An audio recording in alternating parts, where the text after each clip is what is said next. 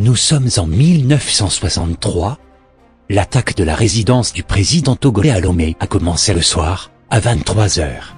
Sylvanus Olympio a été assassiné le lendemain matin, à 7h15, devant le portail de l'ambassade des États-Unis, d'où il venait d'être extrait. Sylvanus Olympio, né le 6 septembre 1902 et assassiné le 13 janvier 1963 à Lomé, est un homme politique togolais, premier président de la République togolaise d'avril 1960 au 13 janvier 1963. Dès les années 1940, Sylvanus Olympio apparaît comme le principal initiateur d'un courant autochtone soucieux de l'avenir du Togo qui va devenir indépendantiste.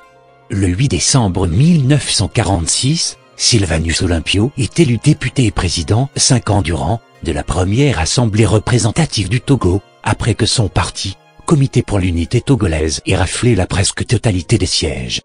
Pour contrer l'évolution indépendantiste du parti de Sylvanus, l'administration française fait muter Olympio à Paris par son employeur, fomente une scission et un concurrent au parti, traduit Olympio devant la justice, qui lui réclame 5 millions de francs d'amende et lui ôte ses droits civiques. Le 27 avril 1960, l'indépendance du Togo est proclamée. Grâce notamment au combat d'un homme, Sylvanus Olympio. Le 9 avril 1961, Sylvanus Olympio est élu premier président de la République du Togo. À Paris, le pouvoir gaulliste craint que l'autonomie politique d'Olympio, peu susceptible de sympathie socialiste mais attaché aux intérêts du Togo lui-même, ne le conduise à mettre en danger les intérêts économiques français. Sylvanus Olympio, avec une vision sociétale qui met les citoyens du Togo au centre de toutes les préoccupations et non les intérêts occidentaux. La rupture avec le franc CFA, franc des colonies françaises d'Afrique, et une autonomie de battre une monnaie. La construction d'infrastructures pour rendre viable l'économie togolaise, notamment un port autonome à Lomé. La révision des contrats miniers, notamment celui sur le phosphate, que la France exploitait gratuitement depuis de longues années déjà.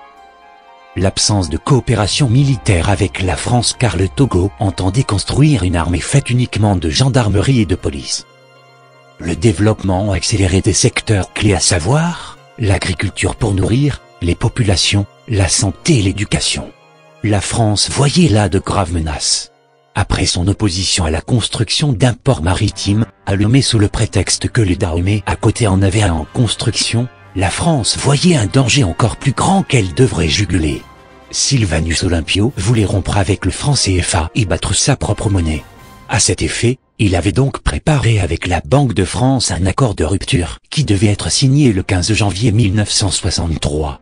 La menace se fit plus précise, lorsqu'après échec de toutes les tentatives françaises de le dissuader allant des propositions les plus mirobolantes à la menace de mort, Sylvanus Olympio lança un appel d'offres d'émission qui fut remporté par l'Angleterre, qui émettrait une nouvelle monnaie qui serait garantie par l'Allemagne. La France, voyant que rien n'arrêtait les indépendantistes du Togo, a décidé de mettre fin à la vie de l'homme qui pilotait la machine. Car si le Togo réalisait son projet monétaire, la toile de la zone franc, que la France avait patiemment tissée autour de ses proies africaines aura cédé, et les proies pas totalement mortes se seraient libérées. Et le plan de l'indépendance collaboration aura vécu. La France va se servir des seconds couteaux démobilisés en Algérie pour abattre Sylvanus Olympio. Le scénario est simple, la France va pousser ses soldats coloniaux, des tirailleurs sénégalais qui avaient combattu contre leur propre continent, pour que vive le pouvoir colonial et demander leur intégration dans l'armée nationale du Togo indépendant. La France était convaincue que Sylvanus Olympio, qui fut aux antipodes de ces tirailleurs et qui n'entendait pas voir une armée de militaires, s'opposera à cette demande. Et ce fut le cas. Le prétexte fut ainsi tout trouvé. Sylvanus Olympio était immédiatement dépeint comme un tyran dont la haine est orientée contre les gens du Nord, notamment les Kabyles. La nuit du 12-13 janvier 1963, la France lâcha ses caniches derrière le président Olympio qui trouva refuge au sein de la résidence de l'ambassadeur des États-Unis d'Amérique. Le matin du 13 janvier, à 7h, M. Olympio fut abattu par un coup d'état mené par Étienne Eyadema. Eyadema Gnassingbé revendiqua publiquement l'assassinat, mais Eyadema dira plus tard que ce n'était pas lui qui avait tiré sur le président, laissant croire à l'œuvre d'une main française directe. Est-ce qu'il faut juste vouloir créer sa propre monnaie, avoir des ambitions de développer son pays peut nous coûter la vie? Assez de questions qui restent toujours posées. Pour finir, disons que le meilleur hommage que nous puissions rendre à tous ces martyrs africains, c'est tout en tirant tous les enseignements de leurs œuvres, de perpétuer leur combat pour l'avènement d'une Afrique totalement libérée, reconstruite et définitivement protégée contre toute agression coloniale.